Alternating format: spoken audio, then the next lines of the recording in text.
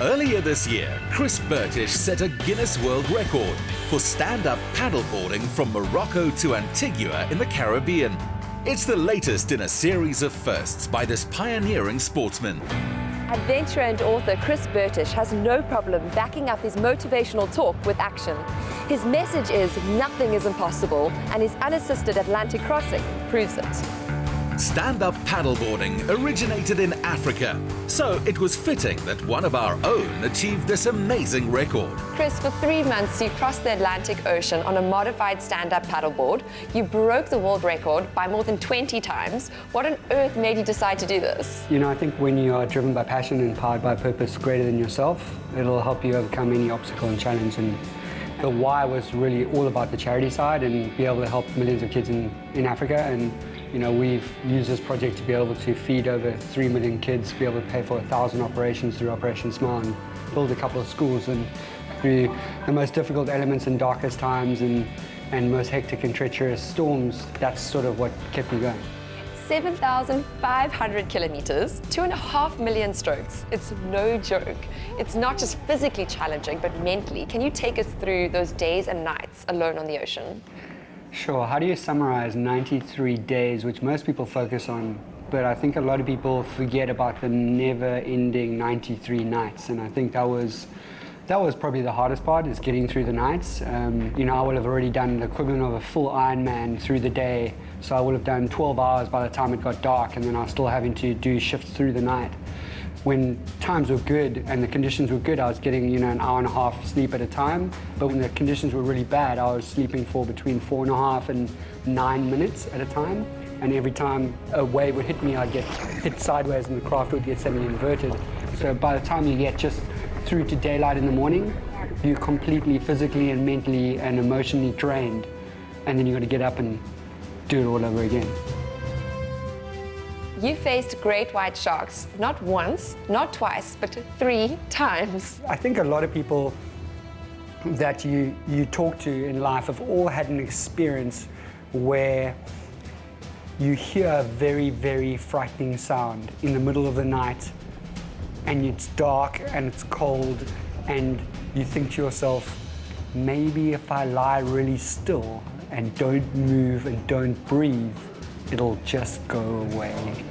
And when you hear something that hits the side of the craft and then scrapes down the side, it's quite a terrifying sound, especially when you're all alone in the middle of a storm and your craft is only, you know, not even an inch thick. And when you're in a cabin that's as wide as my shoulders are, it becomes like a boombox, so you can hear every detail and every sound is magnified tenfold. So when you hear that scraping sound of a very large fish scraping down the side of the craft, it's absolutely terrifying, because a lot of people don't realize that sharks keep all their sensory receptors and their taste receptors in their skin. So what he's trying to do when he bumps you and he grinds down the side is he's just trying to taste you. Working from home, it took Chris 5 years to put the event into action and to oversee the building of a customized paddleboard with its own water desalinator, solar panels, and autopilot. Jade soon understood the attention to detail. Do you think you have enough boards? How many do you have? Sure, never enough boards for every sort of conditions that you have. So I think we've got a couple here. I think I've got about 22, 4 in my car, and then always 2 in rotation that are getting repaired. I noticed these as I walked in. Are they the actual paddles you used for the sub-crossing? They are, and they're pretty remarkable. The lengths of the actual shafts are actually slightly different.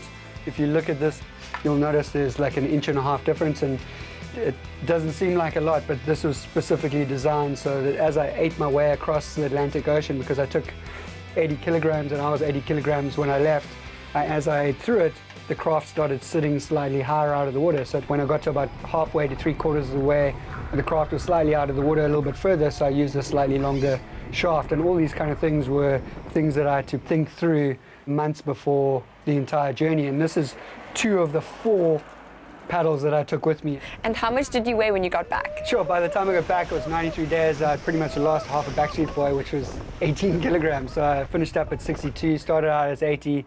That's a pretty serious adventure diet. And are your family adventurers too?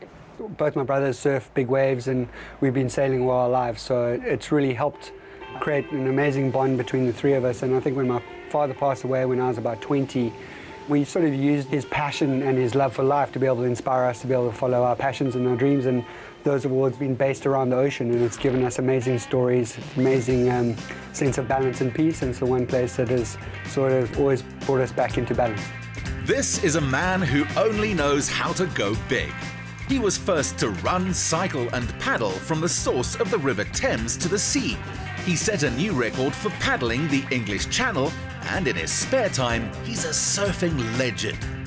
Chris, I know as a surfer, getting into the ocean and riding those waves is a very personal experience. What is it about the sport that you connect to? It's just really about being in the ocean, and you know, the ocean is the one place that is truly equalizing, brings everybody down to the same level, and it's like sort of your meditation, your sanctuary, your church. It's my second home, so as soon as you dip me into salt water, everything sort of seems okay. In 2010, you won the Big Wave competition in California. It must have been a larger-than-life experience. You've even published a book, and a movie came out of it. That's correct, yeah. I ended up winning the Mavericks event in 2010, which was the biggest waves in the history of paddling in big wave surfing, and winning on a day that will always go down in history as sort of the day of days in big wave surfing, and coming out on top against my childhood heroes and all the people I've been looking up to all my life. And I think if you persevere and you put everything on the line, you'll be amazed at what you can achieve. What advice do you have for future big wave surfers? You know, I think it's just about putting yourself constantly in an uncomfortable place on a continuous basis, and then you just shift your comfort zone. I mean, I didn't start surfing 60-foot waves. I started surfing out of Muizenberg right here, and it's taken me, 25 years to get to surfing 50 to 60-foot waves. But you've got to keep on pushing your limits in life to be able to evolve and find your greatest potential. You do motivational talks all around the world, so you don't have much spare time. But when you are free, what do you like to do?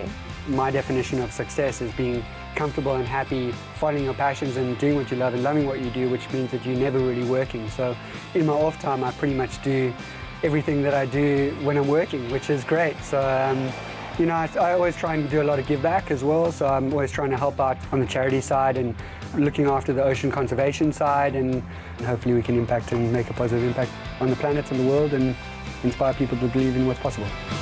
Next, Chris brings 10 ocean sports together in a conservation challenge to reach 300 million children. His track record tells you he will achieve it.